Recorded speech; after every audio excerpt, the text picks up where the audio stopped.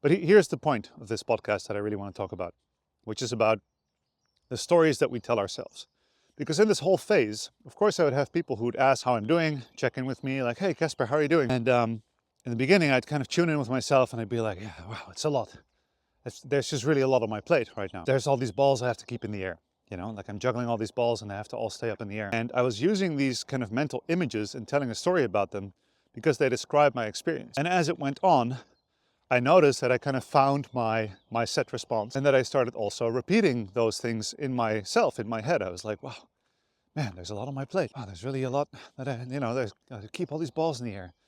And I was telling myself this story. And then after a while, I sat with it for a bit and I was like, wait, maybe this has just become a story. And I realized that that's what it was.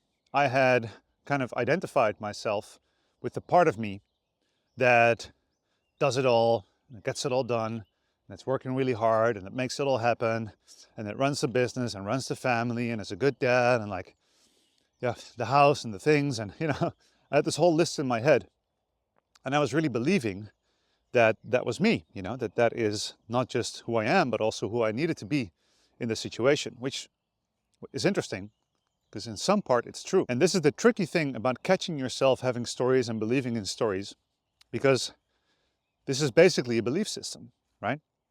It is a belief system, and the fact that you believe it doesn't mean that it's true.